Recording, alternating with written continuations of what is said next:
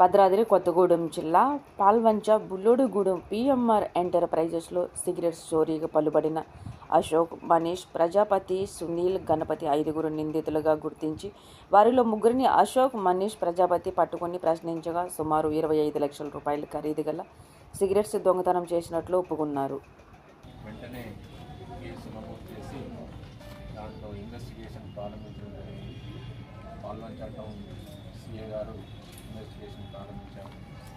అందులో భాగంగా ఎవరెవరు సస్పెక్ట్స్ ఉన్నారో వాళ్ళ యొక్క యాక్సిడెంట్స్, వాళ్ళ యొక్క ఇన్వాల్వ్మెంట్ అంతా కూడా పరిశీలించిన తర్వాత రాజస్థాన్కి చెందినటువంటి అశోక్, గణపతి, సునీల్ అండ్ మనీష్ అనేటువంటి వాళ్ళు ఇన్వాల్వ్ అయినట్టుగా మాకు ఇంపార్టెంట్ ఇన్ఫర్మేషన్ రిసీవ్ చేయడం జరిగింది.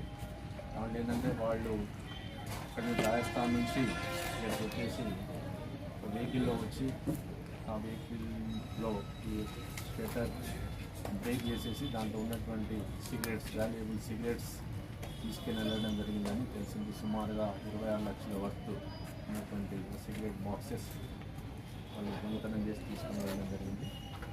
ఆ ఇన్వెస్టిగేషన్లో భాగంగా ఈరోజు ఇద్దరు దాంట్లో ఇన్వాల్వ్ అయినటువంటి 2 వ్యక్తులను అరెస్ట్ చేయడం జరిగింది. వాళ్ళు అశోక్ అండ్ మనీష్, వీళ్ళిద్దరు కూడా రాజస్థాన్ వాళ్ళు. వాళ్ళకి ఇక్కడ ఏరియా ఎలా పరిచయం అంటే, ఈ అశోక్ గతంలో ఇక్కడ పాల్వంచలో ఒక కిరాణా షాప్లో పనిచేశాడు.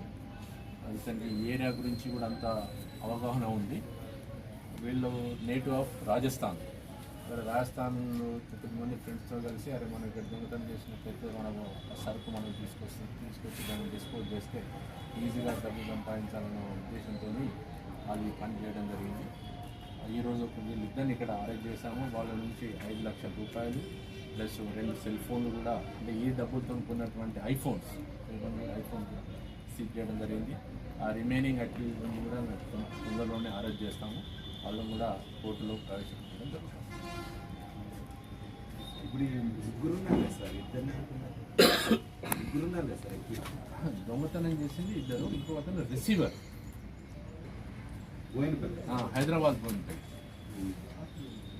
అసలు complaint sir complaint Pawan Maniyar.